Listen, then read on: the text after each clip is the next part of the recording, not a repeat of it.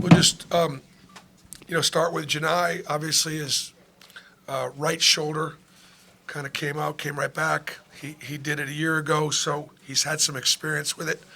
We'll take a look at it tomorrow and tell you more. But we hope he's going to be okay. Other guys stepped up, 50 points off the bench. It's most obvious. Obviously, Chaney Johnson was dominant. Chaney plays best against our most physical opponents. Georgia State plays hard and physical. Got some tough kids, and Chaney always plays better in those situations. And I'm really proud of him. Nobody works harder than Chaney. Ira Bowman's in the gym with him all the time, and they've created he's got a really nice inside-out game. He hasn't shot the ball yet from the perimeter. Wait till he can shoot it, and when we get that aspect going, I thought Turtle, Jaheim Husson did a really nice job coming in there in those minutes. 3 assists and no turnovers, so we were able to run our offense with him out there, and it'll give us. We'll have to obviously get him for some more time as far as against Purdue. Denver continues to shoot the ball, really, really well. But defensively, that was important to keep those guys down a little bit because they're average 75. They got some really good one-on-one players that run some good stuff. And I thought our guys turning them over 20 times and, pretty good defense. With the exception of getting beat on the boards a little too much, I thought it was a pretty solid effort. Mike, then Ferg. Coach, you guys rebounded pretty well without Janai in there. How will this affect your lineups moving forward if he's out for an extended period? Well, I don't know. Again, we'll figure it out. We'll know more tomorrow. But if he wouldn't be available, I'm sure Chaney Johnson would be moving in because Chaney could be starting this year very easily. And so it would affect certainly. You lose maybe one of the best players in college basketball, certainly a Player of the Year candidate. But again, we'll know a lot. We'll know a lot more tomorrow. Ferg and then Peter. Bruce, their top 2 guards, 3 of 18 from the field, 0 of 7 from deep. I mean, this has kind of been a theme for y'all in the backcourt defensively, just holding those guys down. Just what was the key to slowing them down? Nutter comes in averaging, 16 and shooting above 50%. He's 1 for 7. Tanari Lane, is a great 3-point shooter. I think combination of a little bit of our length, our guards. There was a bit of a bugaboo for us a year ago. It was, and I think I'm gonna give Denver Jones the credit for leading our guards, and then I'm gonna give the other guards credit for just putting more time and attention, effort, and energy into it. Peter and then Daryl. Which obviously you guys, Big part of the difference between this year and last year is the way our guards are defending. Big.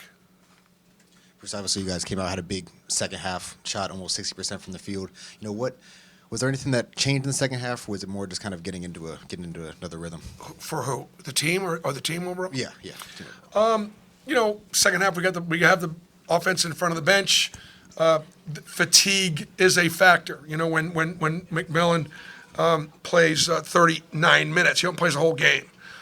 He got tired out there, and we're even without Janai. Look at the balance of our minutes, and I just think it sort of takes its toll. You only have so much energy to be able to guard what we run and handle the way we defend and make you work for catches. People get tired after they play us. You look at the record of teams in league play. The day after the next game and after they play Auburn, it's not very good. Coach, at halftime, you guys were down -9 rebound differential. What did you say to the team? And you ended up 34-34. You evened that up. But what was your message to them to kind of get the boards back where they needed to be? We went through the rebounding totals at halftime. I read off the entire rebounding totals and basically, Denver had Cheney had 6 rebounds, but everybody else was not really where they needed to be. And so we talked about what we needed to do and needed to stop passing on some physical plays. Bruce, how important was that run early in the second half? They hit a 3 coming out. You guys go on an 11-0 run to kind of seize control. Yeah, because they made that 3 ball, and then we actually did not score, and I think they could have cut it down closer, but they had a miss. And, yeah, I would have given them a little bit of hope in the margin, but to have a 31-point spread in the second half against a Sun Belt team that's going to compete for that championship with Arkansas State and Troy and a couple other teams. It's it's good, but at the same time, and again, look, our guys respected our opponent, and you got to respect Georgia State. They played Kentucky, they played Mississippi State, they played some really really good teams. And we know a lot of those kids because those kids have been in my camp for years, and most of those kids are from Atlanta. We looked at all those guys at different times, whether it's coming out of high school, the transfer portal. I know some of their families, and they're at a really good spot at Georgia State. Matt and Ferg. Bruce, I think we talked a week ago about Denver not having to score to really make an impact on the game, and then of course the next two games he comes out and really scores. Just what does that say about his ability to turn it up when he has to or needs to? I mean, don't you feel he's going to make it every time he shoots it? I mean, and our guys have done a pretty good job of getting him open, setting good screens, and again, the offense has got some. We got some guys that can shoot it. We got some guys that can set some pretty good screens. We'd like to, and to score 100 points without our best player is great. But we talk about this all the time, and this is just for kids out there, just for kids. We all want our opportunity, and we all want to get our play calls. We all want the minutes, and in life we all want certain things. God's got a plan for us, and you never know when it's going to be your time. We're all going to get our opportunity, but the question is, when you didn't get the opportunity that you wanted, when you wanted it and you didn't get it, what are you going to do? Are you going to stay right, and are you going to stay ready? Chaney Johnson's not starting. So what? Chaney Johnson's putting the work in. Don't have Janai. Who do we go to? Chaney Johnson. He delivers. Great example of staying right. Didn't hear a word from him because we got the ball. We got the ball inside of Janai Broom over and over again. Got this ball inside of Chaney Johnson. He was ready. And I thought Jaheim Hudson also, again, did a good job of just, filling in. Plays 16 minutes or whatever he plays and doesn't have a turnover. That's good. Ferg and then Tom with the last question.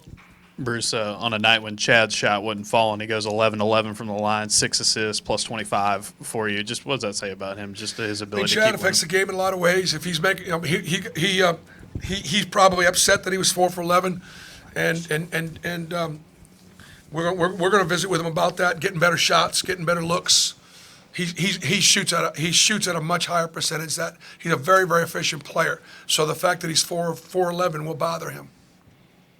And did make he missed a lot of jump shots that he normally makes.